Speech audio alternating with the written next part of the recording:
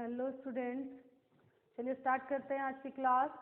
और आज हम लोग पढ़ेंगे इलेक्ट्रोस्टैटिक्स का एक और टॉपिक, जिसमें देखेंगे हम लोग विद्युत द्विध्रुव के कारण निरक्षीय स्थिति में स्थित किसी बिंदु पर विद्युत क्षेत्र तीव्रता और विद्युत विभव का मान ज्ञात करना सीखेंगे। ठीक है, इसके पहले भी क्लास में हम लोग विद्युत द्विध्रुव के कारण ही विद्युत क्षेत्र तीव्रता और विभव का मान ज्ञात करना सीखे थे, लेकिन वो था अक्षीय स्थिति। और आज हम लोग सीखेंगे निरक्षीय स्थिति में। बिल्कुल सेम प्रोसेस है, बस इसका फिगर थोड़ा उससे अलग है। क्यों? क्योंकि ये निरक्षीय स्थिति है।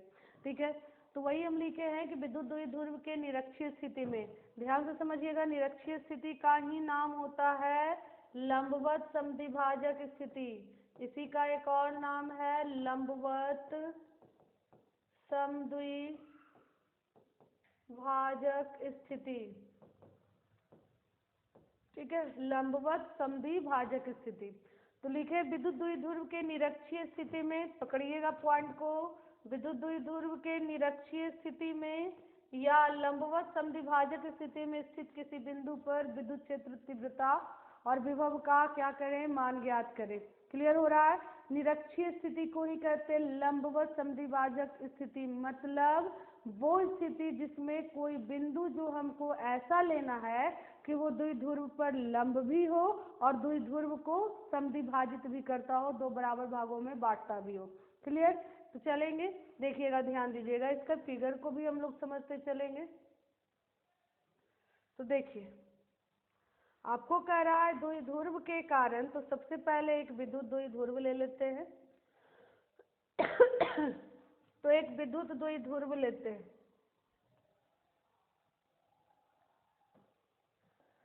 विद्युत द्विध्रुव ए और बी कोई विद्युत द्विध्रुव है। क्वेश्चन में कह रहा है कि विद्युत द्विध्रुव लीजिए, तो विद्युत द्विध्रुव ले लिए। किसको कहते हैं विद्युत द्विध्रुव? जिस पर समान मान के एक ऋण आवेश और एक धन आवेश स्थित होते हैं। इसके सेंटर पॉइंट को लोकेट कर दो, जो बीच में होगा मध्य बिंदु होगा, तो यहाँ पर एक केंद्र बिंदु लोकेट कर लिए। अब कह रहा है उसकी निरक्षीय स्थिति में, निरक्षीय स्थिति क्या किसे कहते हैं? जो इसको लंबवत क्या करता हो? समद्विभाजित करता हो। तो कहाँ पर वो होगा? लंब भी होना चाहिए द्विध्रुव पर और उसको समद्विभाजित भी कर रहा हो।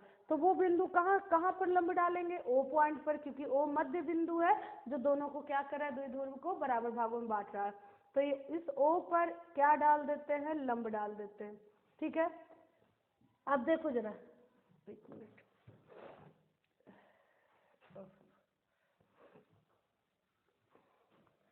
तो ले लेते हैं, इस पर लंब डाल दिए। और ये कितनी दूरी पर है? इस द्विध्रुव के केंद्र बिंदु से x दूरी पर है, जो द्विध्रुव को क्या कर रहा है? पर लंब भी है और उसको समद्विभाजित भी कर रहा है। क्लियर हो रहा है? तो द्विध्रुव के निरक्षीय स्थिति में, द्विध्रुव के निरक्षीय स्थिति में या लंबवत समद्विभाजक स्थिति में केंद्र से x दूरी पर कोई बिंदु क्या ले रहे हैं? P है, जो द्विध्रुव को क्या कर रहा है? लंब भी है द्विध्रुव पर और उसको समद्विभाजित कर रहा है। उसी स्थिति में किसी बिंदु, तो उसी स्थिति में हम बिंदु P ले लिए, जिस पर हमें क्या करना है? विद्युत क्षेत्र तीव्रता और विद्युत विभव का मान ज्ञात करना है। ठीक है, तो जहाँ मान ज्ञात करना होता है वहाँ हम क्या करते हैं? सबसे पहले तो कहोगे मैम, जहाँ पर मान ज्ञात करना रहता है उस बिंदु पर एकांक धनावेश, जिसे परीक्षण आवेश कहते हैं, उसको रखते हैं। तो हम बिंदु P पर +1 रख दिए। दूसरा स्टेप मैम, उसके नज़दीक में जितने बिंदु आवेश होते हैं उतने के विद्युत क्षेत्र को निकालते हैं। तो बिंदु P को ढको और देखो इसके नज़दीक में दो बिंदु आवेश है, द्विध्रुव है तो दो बिंदु आवेश होगा, एक माइनस वाला है एक प्लस वाला है, तो दोनों का विद्युत क्षेत्र निकालना होगा। तो दोनों का हम लोग क्या निकालेंगे? विद्युत क्षेत्र। विद्युत क्षेत्र किसी बिंदु आवेश का विद्युत क्षेत्र का फॉर्मूला होता है KQ/R²। तो R के लिए हम इसको क्या करते हैं? मिला देते हैं। तो R दूरी के लिए इसको मिलाते हैं, जरा ध्यान दीजिए। तो बिंदु A को P से और बिंदु B को P से क्या किया जाता है? मिलाया जाता है। इस प्रकार की A और B P के साथ कितना कोण बना रहा है? थीटा कोण बना रहा है। ठीक है, अब देखो जरा, ये द्विध्रुव है तो ये पूरी लंबाई कितना होगा? 2L। चूंकि ये मध्य बिंदु है तो ये क्या हो रह जाएगा? L, और ये क्या रह जाएगा? L। ये 90 डिग्री है तो ये हो हो जाएगा root under x square plus L square. ये भी 90 डिग्री है तो ये क्या हो जाएगा root under L square plus L square, क्योंकि लंब के सामने कर्ण भुजा होती है और कर्ण बराबर होता है रूट अंडर लंब स्क्वायर जोड़ आधार स्क्वायर, तो x square plus L square. Clear हुआ यहाँ तक? अब हम निकाल लेंगे दोनों के कारण विद्युत क्षेत्र। लैंग्वेज को देखो, यही चीज लिखा गया है, आप लोग पढ़ सकते हैं। माना ए और बी एक विद्युत द्विध्रुव है, ए और बी एक विद्युत द्विध्रुव है जिसपे माइनस क्यू और प्लस क्यू आवेश से मिलकर बना है, जो दो आवेशों से मिलकर बना है, जिसके बीच की दूरी 2l है। अब इसके केंद्र से x दूरी पर कोई बिंदु P स्थित है जो द्विध्रुव को लंबवत समद्विभाजित करता है, जिस पर विद्युत क्षेत्र तीव्रता और विद्युत विभव का क्या करना है, मान ज्ञात करना है। तो उस बिंदु पर एकांक धनावेश को रखा जाता है, ठीक है, उस बिंदु पर एकांक धनावेश को रखा जाता है तथा बिंदु ए और बी को बिंदु पी से मिलाया जाता है। जहाँ लिख देना इस प्रकार की मिलाया जाता है, इस प्रकार की दूरी ए पी बराबर बी पी बराबर root under x square plus L square तथा कोण पी ए ओ, देखोगे ध्यान से, पी ए ओ या पी बी ओ बराबर क्या है, थीटा है। पी ए ओ बराबर पी बी ओ बराबर थीटा क्रमशः है। अब बस चलते चल जाएंगे स्टेप जैसे चलते हैं। दो बिंदु आवेश, तो सबसे पहले दोनों बिंदु आवेश के कारण क्या निकालेंगे, विद्युत क्षेत्र का मान निकालेंगे, ठीक है, तो निकालेंगे, लिखेंगे। इसीलिए चित्र से द्विध्रुव के ए बिंदु पर स्थित आवेश माइनस क्यू के कारण कहाँ पर निकालना है, बिंदु P पर का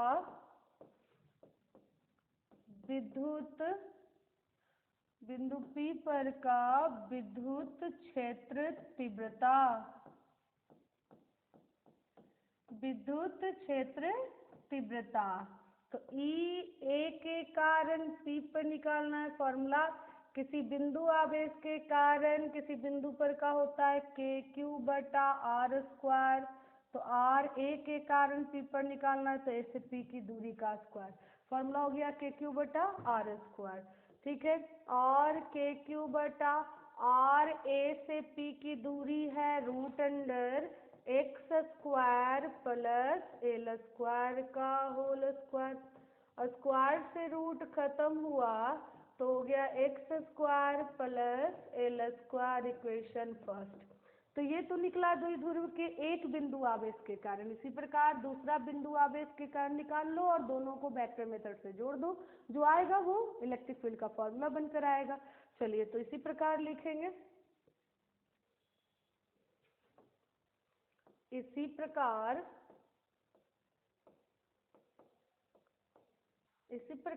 द्विध्रुव के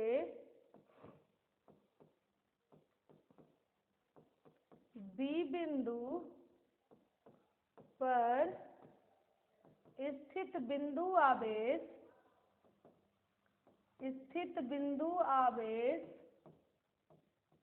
प्लस क्यू के कारण बिंदु P पर का विद्युत क्षेत्र तीव्रता। तो ई बी पी बराबर बी के कारण P पर निकालेंगे, फिर बिंदु आवेश है तो फॉर्मूला के क्यू बटा आर, बी के कारण P पर तो आर बी पी का स्क्वायर। ध्यान रखना है कि इलेक्ट्रिक फील्ड वेक्टर है तो माइनस या प्लस साइन लेके नहीं चलेंगे, माइनस प्लस उसका डायरेक्शन के लिए यूज होगा, ठीक है। इसलिए यहाँ पर नेगेटिव चार्ज था फिर भी हम लोग माइनस नहीं लिए, क्योंकि सदिश में चिन्ह लेकर नहीं चला जाता है, वो चिन्ह यूज करते हैं डायरेक्शन को शो करने के लिए। और यहाँ पर चिन्ह किस लिए यूज करेंगे, दोनों इलेक्ट्रिक फील्ड को जब हम वेक्टर मेथड से जोड़ेंगे तो वहाँ पर दोनों के बीच का एंगल कितना होगा वो डिटरमाइन करेंगे उससे, ठीक है। चलिए, तो के क्यू बटा बी से पी की भी तो दूरी वही है, रूट अंडर एक्स स्क्वायर, वही root under x square plus L square का होल स्क्वायर। स्क्वायर से रूट खत्म हुआ बाबू, तो के क्यू बटा x square plus L square. आप देख रहे हो कि एपी का मान और बीपी का मान, ध्यान दीजिए, आप देखें कि एपी का मान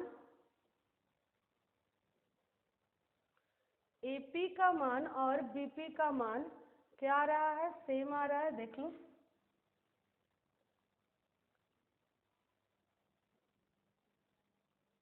एपी और बीपी का मान क्या आया है, सेम आया है।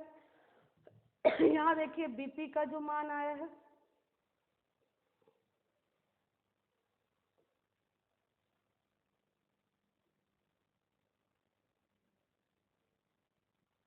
दोनों का मान सेम आया है, तो इसको हम लोग लिखेंगे चूंकि ई ए पी बराबर है ई बी पी, और इसको क्या मान लेते हैं, ई लेट, जिसका वैल्यू कितना है बाबू, के क्यू बटा x square plus L square, ठीक है। अब हम टोटल, और तो है नहीं, विद्युत द्विध्रुव में दो चार्ज था, दो बिंदु आ गए, दोनों इलेक्ट्रिक फील्ड निकाल लिए। अब पी पर का है टोटल निकालो, दो का है तो टोटल कितना होगा, तो दोनों को जोड़ देंगे। अब जोड़ने के लिए क्या है, चूंकि इलेक्ट्रिक फील्ड वेक्टर है तो वेक्टर मेथड से जोड़ेंगे, तो लिख लेंगे, इसलिए बिंदु P पर का कुल विद्युत क्षेत्र तीव्रता, तो EP वेक्टर बराबर कितने फील्ड आए, दो का फील्ड आया, दो का क्षेत्र आया, एक ए का क्षेत्र आया P पर और एक बी का क्षेत्र आया P पर, तो दोनों को वेक्टर मेथड से जोड़ दो, तो EAP vector plus EBP vector. अब इसी का मान निकालना है तो क्या लगाओ, मॉड लगाओ, क्योंकि वेक्टर में मान निकालने के लिए क्या लगाया जाता है, मॉड। EP का तो EP ही रह गया, और दो वेक्टर के जोड़ का फॉर्मूला क्या होता है, हम लोग लगा देंगे वो फॉर्मूला, रूट अंडर EAP का स्क्वायर प्लस EBP का स्क्वायर प्लस 2 EAP EBP, और बचा AP और BP के बीच कितना एंगल बन रहा है, तो हम EAP का डायरेक्शन निकालेंगे, मतलब A का P पॉइंट पर फील्ड का डायरेक्शन, A का P पॉइंट पर विद्युत क्षेत्र की दिशा और B का P पॉइंट पर विद्युत क्षेत्र की दिशा निकालेंगे, और उस दिशा से हम लोग देखेंगे कि कितना एंगल बन रहा है। तो हम फिगर पे फिर से देखते हैं, चलो देखो ध्यान दो, हम लोग पढ़ चुके हैं कि इलेक्ट्रिक फील्ड का डायरेक्शन जो होता है वो प्लस के लिए आउटवर्ड होता है और माइनस के लिए क्या होता है, इनवर्ड होता है। तो यहाँ देखिए बी पर कौन सा चार्ज है, प्लस, यहाँ भी प्लस है, तो प्लस प्लस को रिपेल करेगा, बाहर की ओर होगा, या प्लस का इलेक्ट्रिक फील्ड बाहर की ओर होता है तो इसका इलेक्ट्रिक फील्ड आउटवर्ड दिखा दिए। ये हुआ किसका इलेक्ट्रिक फील्ड, ये हुआ EBP का इलेक्ट्रिक फील्ड। इसी तरह से किसका दिखाएंगे, ए पर के चार्ज का इलेक्ट्रिक फील्ड, तो यहाँ पर देख लो माइनस चार्ज है, तो माइनस के फील्ड का डायरेक्शन इनवर्ड होता है, तो इसके इलेक्ट्रिक फील्ड का डायरेक्शन इधर हो गया, और ये हो गया आपका EAP का। तो देखो ये दोनों के बीच यही एंगल ना बन रहा है, अब ये एंगल देखो कितना होगा, तो देखो तो ये जो एंगल है, अगर ये त्रिभुज है बाबू PAB, तो उस त्रिभुज का ये क्या है, बहिष्ठ कोण है, और आप लोग पढ़े होंगे कि बहिष्ठ कोण जो होता है वो दो सुदूर अंतः कोणों के योग के बराबर होता है। तो ये बहिष्ठ कोण का दो सुदूर अंतः कोण थीटा और थीटा, तो थीटा थीटा को जोड़ो, कितना हो गया 2 थीटा, यानी ये एंगल कितना आएगा 2 थीटा, कितना आएगा 2 थीटा। तो हम लोग देख लिए कि AP और BP के बीच का एंगल कितना है, 2 थीटा है। तो हम 2 थीटा पर दोनों को क्या करेंगे, जोड़ देंगे। तो यहाँ कॉस कितना हो गया, 2 थीटा। क्यों, चूंकि EAP तथा EBP के बीच का कोण 2 थीटा है। ठीक है, अब आ जाओ, अब EP बराबर, बस इसका सॉल्यूशन करेंगे, रिजल्ट आएगा। देखो तो AP और BP दोनों का मान बराबर था, जिसे क्या माने हैं, E। तो AP के जगह पर भी E लिख दो, B के जगह पर भी E लिख दो, प्लस 2 गुना E कॉस 2 थीटा, और EP बराबर रूट अंडर E स्क्वायर हो गया 2E square plus 2E square cos 2 theta. यहाँ भी 2E स्क्वायर, यहाँ भी 2E स्क्वायर, तो 2E स्क्वायर को कॉमन ले लेंगे, तो यहाँ बचा 1 प्लस कॉस 2 थीटा। चूंकि फॉर्मूला आप लोग पढ़े होंगे, कॉस 2 थीटा का फॉर्मूला होता है एक 2 कॉस स्क्वायर थीटा प्लस 1। ठीक है, तो sorry 2 cos square theta minus 1, तो इधर ले आओ, तो 1 प्लस कॉस 2 थीटा का फॉर्मूला हो जाएगा 2 कॉस स्क्वायर थीटा। अब यहाँ पर पुट कर दो बाबू उस चीज को, तो EP बराबर हो गया under root 2E square into 1 plus cos 2 theta के जगह पर क्या रख देंगे, 2 कॉस स्क्वायर थीटा। अब रूट से बाहर निकाल लो, तो 2 का रूट 2E स्क्वायर का E और कॉस स्क्वायर थीटा का कॉस थीटा, और EP बराबर 2 हो गया। E का वैल्यू हम लोग रख देंगे KQ बटा x square plus L square into cos theta. अब क्या करेंगे, इसको इक्वेशन मान लेते हैं, थर्ड होगा, तो थर्ड इक्वेशन मान लेते हैं, और अब हम कॉस थीटा का क्या करेंगे, वैल्यू निकालेंगे। तो कॉस थीटा का वैल्यू निकालने के लिए ट्रायंगल को देख लो, एक ट्रायंगल बन रहा है PAO जिसमें थीटा बन रहा है, या एक ट्रायंगल बन रहा है PBO जिसमें थीटा बन रहा है। तो आप किसी एक ट्रायंगल से चलिए, हम चल रहे हैं PAO से, तो एंगल के सामने वाला लंब x हो गया, 90 के सामने वाला जो भुजा है वो root under L square plus x square कर्ण हो गया, और ये आधार हो गया। तो इसको हम लेके चलते हैं तो इसको लेके चलेंगे, देखिए, तो चलेंगे बगल में यहाँ लिख देते हैं इन ट्रायंगल PAO, त्रिभुज PAO में चल रहे हैं बाबू, यहाँ P है, यहाँ A है, यहाँ O है, ये कोण थीटा था, ये x था, ये L था, और ये root under x square plus L square है ना। आइए, हमको क्या चाहिए, कॉस थीटा, तो कॉस थीटा लगा दो यहाँ, कॉस होता है B/H आधार बटा कर्ण, तो एंगल के सामने लंब है, आधार कौन हो गया AO, और कर्ण कौन हो गया AP, तो कॉस थीटा बराबर AO तो L है, और AP है root under x square plus L square. अब इसी का वैल्यू यहाँ पुट कर दो, तो EP बराबर 2KQ बटा x square plus L square into cos theta के जगह पर L बटा root under x square plus L square. बस अब इसको सरिया लेंगे, और जो आएगा वो रिजल्ट हो जाएगा आपका। तो K को रहने देते हैं, Q को रहने देते हैं, इसको लिख देते हैं 2L।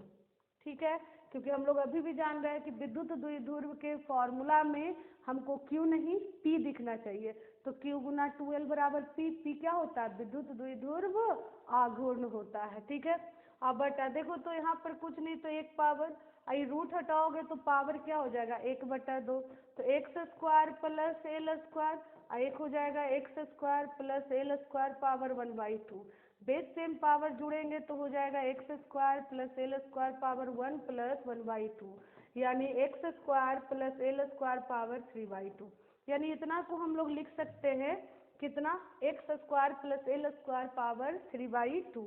तो हम लोग वही चीज लिख लेंगे यहाँ पर, x square plus L square power 3/2। अब चूंकि लिखेंगे विद्युत द्विध्रुव आघूर्ण, विद्युत द्विध्रुव आघूर्ण P का फॉर्मूला होता है Q गुना 2L। तो Q गुना 2L के जगह पर क्या पुट कर देंगे P, तो EP बराबर हो गया K और Q गुना 2L के जगह पर P अब बटा x square plus L square power 3/2। ठीक है, इसको ढंग से लिख ले तो P के, हम बार बार बोले हैं कि बिंदु आवेश हो तो ऊपर Q के और द्विध्रुव के कारण निकाल रहे तो ऊपर P के रहता है। ठीक है, तो P के बटा x square plus L square power 3/2। Movie की तरह याद रखना है, पी के था ना, तो पी के बटा x square plus L square power 3/2। ये फॉर्मूला बनकर आ गया बाबू किस स्थिति का, निरक्षीय स्थिति का विद्युत क्षेत्र तीव्रता, विद्युत क्षेत्र तीव्रता।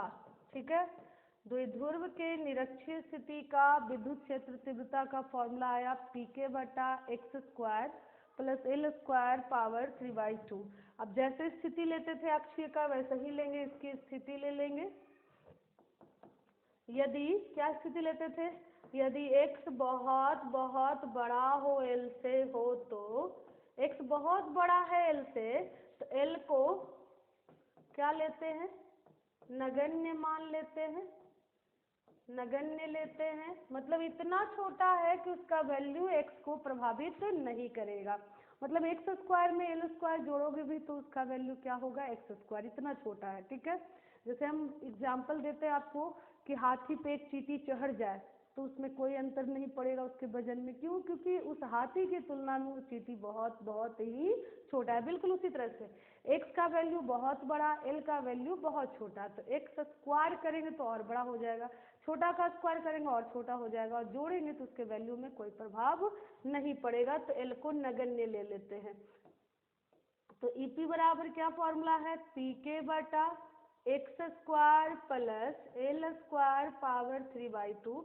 जब l को नगण्य लोगे मतलब x square plus L square बराबर भी क्या हो जाएगा, एक्स स्क्वायर, तो एक्स स्क्वायर पावर क्या हो जाएगा बाबू 3/2, 2 से 2 कट जाएगा और फॉर्मूला आएगा पी के बटा एक्स क्यूब, पी के बटा एक्स क्यूब। तो अक्षीय में आता था 2 पी के बटा एक्स क्यूब और निरक्षीय में आया पी के बटा एक्स क्यूब। फॉर्मूला एकदम आसान हो गया। अक्षीय में 2 पी के, ऊपर ध्यान रखना है द्विध्रुव रहेगा तो ऊपर पी के रहेगा ही रहेगा। अगर बिंदु आवेश है तो क्यू के, अगर द्विध्रुव के कारण कहे तो ऊपर फॉर्मूला में पी के। नीचे में बिंदु आवेश रहता है तो दूरी का स्क्वायर करते हैं, अगर द्विध्रुव के कारण रहता है तो दूरी का क्यू करते हैं, एक्स क्यू देख लीजिए, एक पावर बढ़ा रहता है। ठीक है, तो अक्षीय में पी के बटा अक्षीय में होता था 2 पी के बटा एक्स क्यू और निरक्षीय में क्या आया पी के बटा एक्स क्यू। आइए, ये तो विद्युत क्षेत्र तीव्रता आया। अब क्या निकाल लेते हैं, विद्युत विभव का मान। तो निरक्षीय स्थिति द्विध्रुव के निरक्षीय स्थिति में विद्युत विभव, बस जरा सा ध्यान से देखिए आपको दिखाई देगा कि निरक्षीय स्थिति में विद्युत विभव कितना होगा। आइए डायग्राम पे चलते हैं, आप लोग ध्यान से देखना उस डायग्राम को और देखो कि कितना होगा। ये डायग्राम था आपका, यहाँ पर -q चार्ज, यहाँ पर +q चार्ज। द्विध्रुव के निरक्षीय स्थिति में स्थित है बिंदु P, जहाँ पर हमको निकालना है विद्युत विभव का मान। तो द्विध्रुव में 2 चार्ज, सबसे पहले P बिंदु पर विभव निकालना है तो उसके आसपास में 2 चार्ज है, 2 बिंदु आवेश है, एक -q और एक क्या है +q। हम जानते हैं विद्युत विभव क्या होती है, अदिश राशि होती है। तो 2 चार्ज है तो 2 विभव बिंदु पर होगा। अब टोटल के लिए दोनों को क्या जोड़ेंगे। अब चूंकि किसी एक बिंदु आवेश का विभव कितना होता है किसी बिंदु पर, k q बटा r होता है। तो अगर आप निकालोगे इसके कारण तो के क्यू, क्यू की जगह क्या है चार्ज, अदिश राशि है तो चिन्ह लेके चलेंगे। तो देख लो चिन्ह लेके चलोगे तो पी पॉइंट पर एक ए के कारण निकलेगा और एक बी के कारण निकलेगा, दो बिंदु आवेश है तो दो का निकलेगा। अब निकालेंगे तो के ए पर का चार्ज माइनस क्यू बटा आर ए पी प्लस के बी पर का चार्ज प्लस क्यू बटा आर बी पी। देखिए लड़का लोग भूल जाते हैं इसी चीज को कि अदिश में चिन्ह लेके चलते हैं, सदिश में चिन्ह लेकर नहीं चलते। इस दिमाग को बैठा लो दिमाग में ये चीज कि सदिश में साइन केवल दिशा के लिए यूज करते हैं और अदिश उसे कहते हैं जिसमें दिशा नहीं हो। तो जो भी वैल्यू दिया है प्लस माइनस वो लेकर चलना है चिन्ह के साथ, तो हम लेके चल दिए। अब देखो आर ए पी और आर बी पी का मान बराबर है, तो अगर ये आर है तो ये भी आर है, तो एक माइनस एक प्लस कट के क्या हो जाएगा जीरो, तो निरक्षीय स्थिति में विभव क्या हो जाएगा जीरो हो जाएगा। क्लियर हो गया। तो इसी चीज को हम लोग लिख लेते हैं। और निरक्षीय स्थिति में ऑब्जेक्टिव पूछता है बाबू कि निरक्षीय स्थिति में स्थित बिंदु पर विभव कितना होता है, तो आप लोग जान गए कि निरक्षीय स्थिति में विभव क्या आएगा जीरो, तो लिख लेंगे। इसलिए निरक्षीय स्थिति में, इसलिए द्विध्रुव के निरक्षीय स्थिति में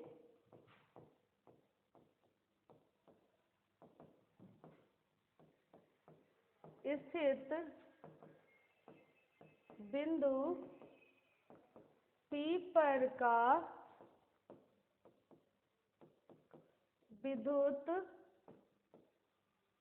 विभव, तो द्विध्रुव में दो गो चार्ज है, दो बिंदु आवेश, एक माइनस क्यू एक प्लस क्यू, उसके कारण P पर निकालना है।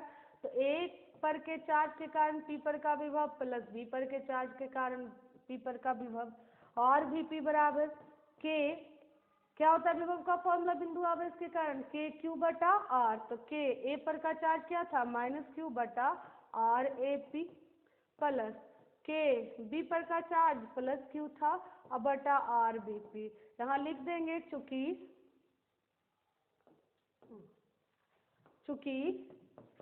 आर ए पी बराबर है आर बी पी और बराबर है root under x square plus L square.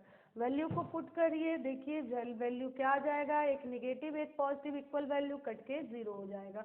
Minus Q into root under x square plus L square plus K Q बटा root under x square plus L square, minus में है plus में है cut के क्या आ गया जीरो।